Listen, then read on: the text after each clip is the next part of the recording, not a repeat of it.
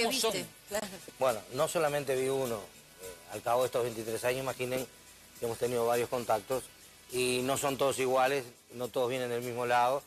Tenés, por ejemplo, pequeños de cabeza de pera invertida, o tenés algo de 3 metros de alto, de tipo mogol, bien fornido, con los ojos rasgados, bien parecido, de pelo largo. Digo, hay infinidad. Otros son para cara tipo felina, tipo gato, con orejas medias puntiagudas. Las chicas no son feas, ¿no? Son bastante lindas, tienen cara de gatito.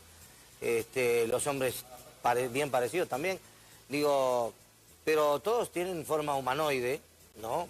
Más alto, más bajo, pero todos más o menos responden a la forma física nuestra, ¿no? Y ese contacto cuando tú también, cuando lo tuvieron, entonces la preguntaba para los dos, ¿no se asustaron? ¿Se entienden de qué idioma hablan? No sé, precisamente, es como raro, ¿no? Precisamente hablábamos de la preparación. Cuando tú tenés contacto es porque hiciste una preparación, si no es imposible hacer el contacto, ¿no? Es decir, un contacto físico, un contacto real es una cosa, un avistamiento es otra cosa. Ajá. Cualquiera puede tener un avistamiento sin preparación, pero no un contacto. Entonces, evidentemente, el contacto te prepara de una manera que todo lo contrario a tener miedo. Una gran paz, una gran alegría, ¿no? Y un gran amor sentís ahí, ¿no? ¿Y se pueden entender telepáticamente? Te hablan telepáticamente y lo más increíble es que vos respondés igual. Eso es una maravilla. Sí. Hay varias maneras. Por ejemplo, Eugenio Siragusa, que tuvo su primer contacto en el año 52, un contacto de avistamiento. 10 años después, 62, significa que tuvo 10 años de preparación. Indudablemente sí, ha sido uno de los grandes contactados, Eugenio Siragusa, a quien yo conocí en Sicilia en el año 93, hoy es fallecido físicamente hace 3 años, pero él me explicaba que él hablaba en su idioma natural, que es el italiano, obviamente, y estos seres no hablaban telepáticamente, hablaban el idioma a través de un artefacto que ellos tenían en la boca, hablaban el italiano normalmente. Es decir, nosotros tenemos que entender que cuando visitamos, si tú vas a un lugar y visitas... Para cerrar, o sea, no sí. cerrar, pero entender esto. Ustedes deciden cuándo se encuentran con estas personas. La lógica... Ellos lo deciden, se encuentran, no sé, en un lugar... Podemos tener la inquietud, podemos tener inclusive la preparación, pero hay también evidencias de que grupos de investigadores o grupos de humanos, sí, en diferentes partes del mundo, han tenido la inquietud, la preparación espiritual, la disponibilidad, han creado una coyuntura óptima para el encuentro, y el encuentro no se ha dado. Personas que no tenían todo ese entorno, esa preparación, sin embargo, a veces han tenido contacto. Decíamos hace un rato, no sé si comparte Rafael, pienso que sí, ellos tienen una lógica que no es la lógica humana. Ellos evalúan la vibración, nuestra vibración moral, espiritual, energética, y tienen todo paso que ellos dan tienen una causa, no es una casualidad. No es como quien decimos a la criolla es al cohete, no, nada es al cohete en la lógica divina, en la lógica de la mística, pero vamos a dejar la mística de lado. Ellos están presentándose al ser humano no desde el año 40, desde los tiempos bíblicos. Sí, bueno, nos tenemos que remontar a esas épocas. En la época de los mayas había dibujos. Las culturas incas, los mayas, los aztecas, las tribus africanas, las culturas orientales. Pero dejemos de lado eso. En tiempos bíblicos, los profetas han tenido ya experiencias. Cuando hablaban de carros de fuego, Elías, un profeta Elías, acá los televidentes católicos que leen la Biblia, que tienen una cultura cristiana, entenderán, se habla de estas naves, de estos seres, no de estas naves como fenómeno ufológico. Cuando hablamos del Cristo, también tenemos que, no porque el Cristo sea un extraterrestre, el Cristo, vamos a entrar en un terreno quizás polémico también, pero el Cristo es el ser patronímico del universo, del cosmos. Entonces... Ahí estamos viendo imágenes Bueno, ¿Esto qué es? esos son los círculos de trigo. Los círculos de trigo son círculos que han aparecido en los campos de trigo desde hace ya muchos años, hace 10 años aproximadamente, 10, 15 años, que presentan estas maravillosas formas estéticas. Pero los investigadores, muchos mexicanos, muchos investigadores alemanes, europeos, inglés, el que descubrió prácticamente estos círculos de trigo fue un inglés.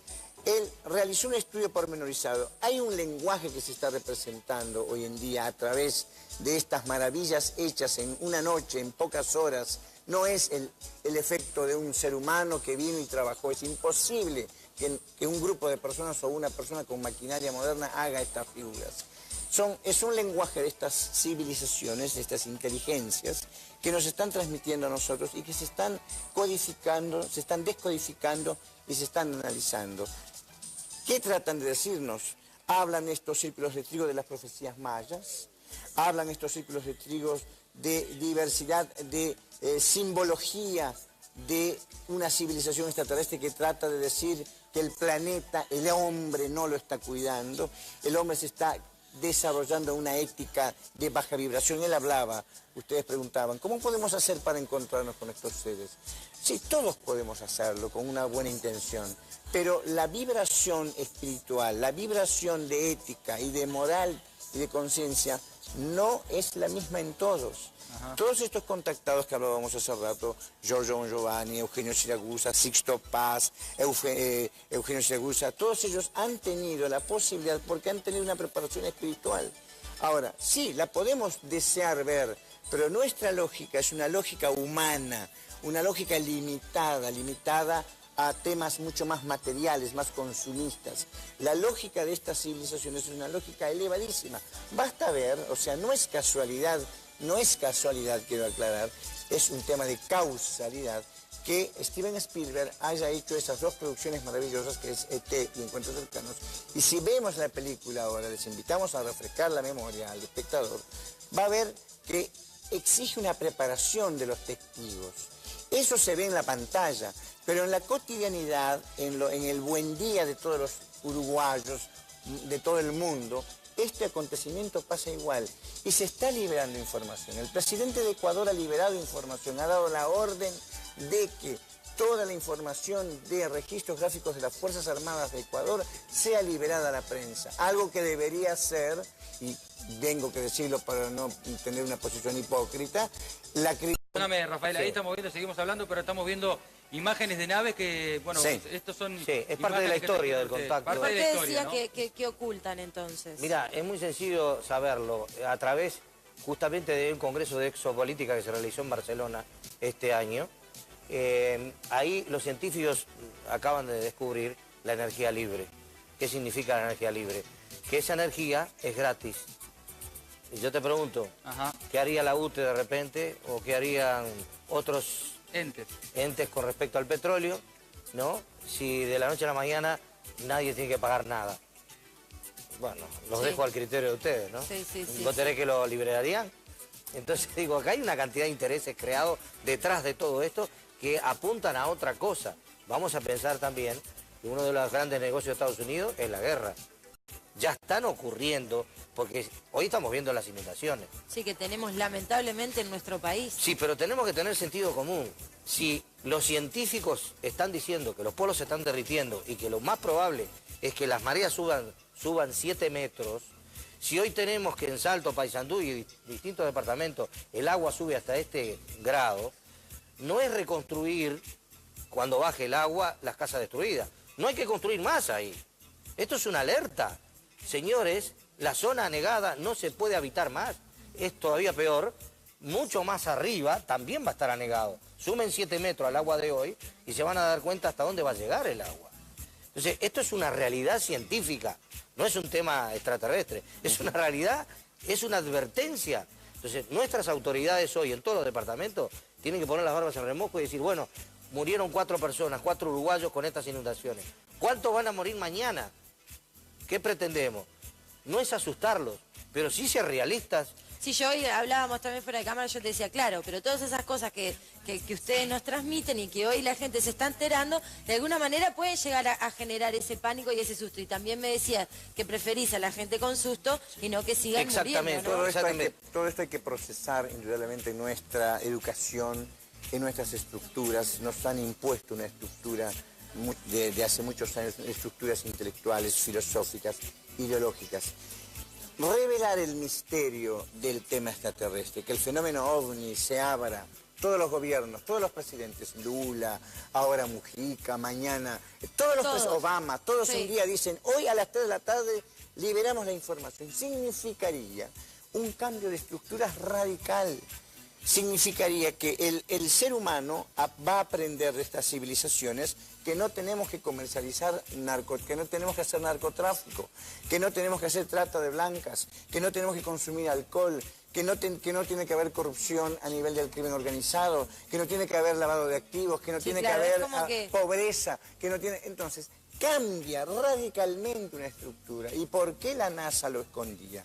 ¿Por qué la KGB lo escondía? ¿Por qué los rusos y los chinos lo escondían? ¿Por qué el gran problema del año 47, el famoso ET del 47 escondido, el crash del 47 escondido, el extraterrestre de hace 40 años y que no se dio a conocer? Porque cambiaría todo el sistema de poder, cambiaría todo el sistema filosófico y hasta religioso. Pero hoy en día, evidentemente, la Iglesia Católica también ha tenido una postura por el director astronómico del Vaticano ha dicho categóricamente, ¿por qué tenemos que negar que en el gran cosmos, en el gran universo, también existen nosotros los integrantes del planeta, los seres humanos, pero también los seres que habitan en otras civilizaciones forman parte de la casa de Dios? Lo hablaba Padre Pío de Pietrelcina en su gran biografía, no la dice Almendras, la dicen los biógrafos, dicen, Padre Pío de Pietrelcina decía, este santo, hoy en día santo, decía, la casa de Dios tiene muchas moradas, tenemos que pensar con un sentido común, no es solamente nosotros estamos acá, el planeta, el mundo, nosotros somos... Pasa que todo eso nos hicieron creer desde chicos. Hay una anécdota, te pido que me la cuentes después, tenemos que ir a una pausa correcta. No estamos solos en el universo. ¿Estás convencido de que no estamos solos en el universo? Estoy seguro de que no estamos solos. Y tengo el privilegio de haberme enterado que nos han visitado en este planeta. Y el fenómeno OVNI es real y ha sido encubierto por los gobiernos durante mucho tiempo. Hay mucho más que no tiene sentido, ya que nuestro conocimiento es limitado. Pero es un fenómeno real. Y un gran número de científicos sabemos que ha sido encubierto por los gobiernos durante 60 años. Sin embargo, se ha liberado bastante. Algunos tenemos el privilegio de habernos enterado de esto. No sé si está enterado que crecí en un lugar llamado Roswell, Nuevo México. Sucedió de verdad un incidente en 1947. Estoy muy informado de todo esto, puesto que el haber estado en círculos militares y en los círculos de inteligencia va más allá de lo que se ha dado a conocer públicamente.